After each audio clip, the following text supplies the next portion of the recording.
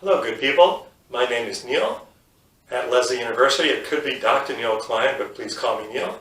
This is our second video, and this one's called Ever Can't Find the Right Words. I don't know about you, but oftentimes I can't find the right words, and it's been one of my life's tasks really to try and work on getting my wording to be better. The concept first came across me being a graduate student, and I came across a book back in the day called Straight Talk, and Straight Talk looks like this. And it was a matter of a group of PhDs, doctors, and one other writer looking at couples and saying, how do we help them keep their relationship alive longer? What's the missing piece? And their answer was, if they could communicate better, a lot of the stuff that gets in their way could be talked out. The original book, which was probably published in the 1980s, Straight Talk, was with a couple. However, in intro counseling class, which I teach every semester and is one of my favorite classes, I always use their work as a map, as a beginning map in the class.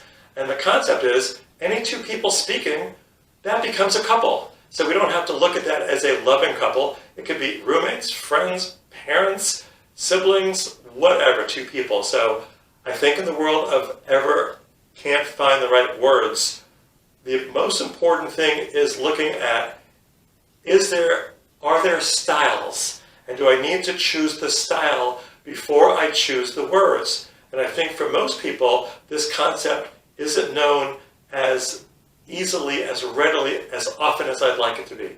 So in the book Straight Talk, they talk about 4 styles. I'm going to go over them in order that they present them, try and give you some examples, and then do some other stuff with that towards the end. Okay, the first style is small talk. And small talk, as the name gives away, is just, hi, what's your name? What do you do? What movies did you see? What did you have for dinner? Stuff that basically allows two people to have a conversation without it getting intense, without it getting deep. Just going, can we just be our own entertainment and not have the other person have to worry at all about where the conversation is going? I'm assuming you all know what small talk is because I think it is that obvious.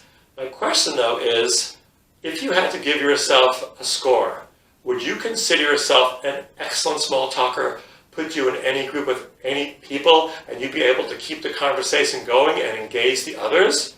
Do you consider yourself a moderate small talker, meaning you can do it if you need to, but it's not what you love and where you gravitate to often?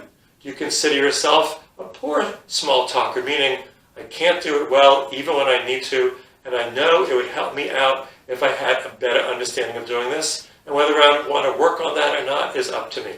So just take a moment and think, what type of small talker are you? How would you assess yourself? That's style number 1. Style number 2 is control talk. And control talk is going to have 2 subcategories: light control talk and heavy control talk. Light control talk is any parent or teacher or nanny or friend going, I'd like us to go to this movie. Please put your fork down. You can't do it that way. Class, please come to attention. It's late. It's easy. It's one person saying, I'm going to give a direction. Please follow it. It is that simple.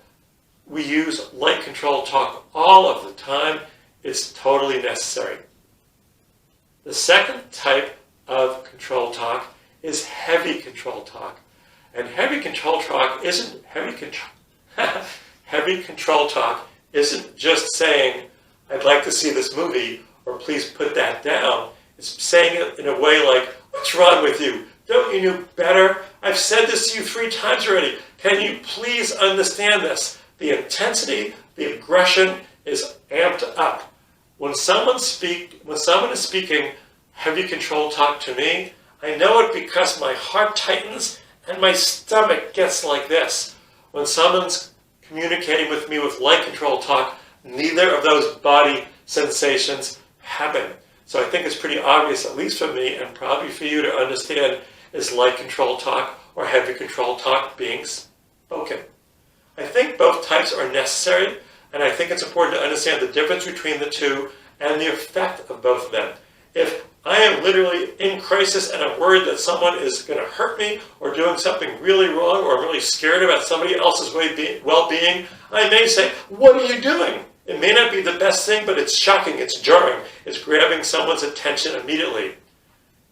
If I want the other person to really hear what I'm saying and get the meaning there and the feeling there, light control talk is probably better. I need you to look at me when you say that again, because I couldn't hear you. I know you said you wanted to go out to dinner tonight, but I've got to ask you a few questions about where you would like to go to see if that works for me. Those are all light control talk coming my way. Okay, I gave you a question response, but it's hitting me in a way where I'm responding with a question and not responding with my body tensing up. So once again, would you consider yourself an excellent light control talker? You do it naturally, habitually, and well? Are you a moderate light control talker? You can do it when need be, but you don't love it? Are you a poor light control talker? You would rather have somebody else make the choice, make the decision, or use light control talk. Heavy control talk.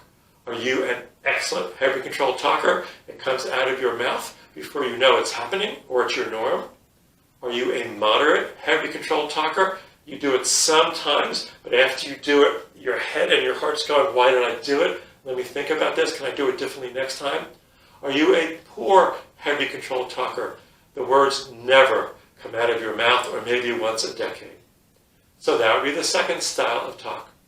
The third style of talk would be search talk. As a search talker, I'm a possibility detective. I'm going, what's possible here? What's going on here? So someone tells me a question. They and their roommate had a fight last night. As a search talker, I would go, what happened? Please tell me. And I'd ask lots of other questions regarding what exactly happened, so I would understand the picture really well. How do you feel about that? How else did you feel about that? Because feelings always come in multiples. What did you wish you would have done? What do you want to do now? What do you need to do now? These are a beginning set of questions which are all part of search talk. I'm trying to understand who you are and what you mean and how you feel. Once again, do you consider yourself an excellent search talker? Do you consider yourself a moderate search talker? Or do you consider yourself a poor search talker? It's just something you seldom do. Last one is straight talk, which happens to be the title of the book. And what I do want to do is go back to Me, Myself, and Mindfulness again and read what I say in Me, Myself, and Mindfulness about straight talk. The fourth style is straight talk. This style goes where the others don't dare to go, while staying in the present moment and using the pronoun I. Straight talk attempts to focus on what's going on with your feelings and your thoughts and your sensations and your intentions in the moment, on your being as real as you dare. It's all about your sharing your experiences. It successfully occurs when the situation is set so that no one is trying to attack the other. Consequently, each person can be as open as possible. Straight talk is based on trust and may not be useful when a trusting or open situation isn't happening. All parties in the discussion need to be playing by the same straight talk game, playing by the same rules for it to really work. So if you're trying to use straight talk with someone and they're responding with heavy control talk, you may decide that that's not the person that you can practice or use straight talk with. Or you may have to respond, I need you to listen to me, as opposed to shouting at me, which would be straight talk once again. But that's where it gets a little bit really helpful, really meaningful, and it takes enough practice to be able to do that in the moment. Let me go back to Me, Myself, and Mindfulness for one other part of it, because I think it's said well. I think it's said well. No kidding, I wrote it. With these four styles in mind, using your words becomes a matter of deciding which style is appropriate, and then having the skill that is necessary in order to use each of the 4 styles. Nicholas says that we all must learn and continually practice using our words, and that the 4 styles of talk and knowing when they are appropriate and useful is vital for people of all ages. So then, what I'm suggesting, and what Straight Talk is suggesting, is it's a 2-step process. The first step is, what style do I now want to use? What's the best style that I choose? And that's going to happen moment by moment to moment. I can go back and forth from small to straight to search to control talk in a minute. Okay? How long do I want to stay in each of these styles?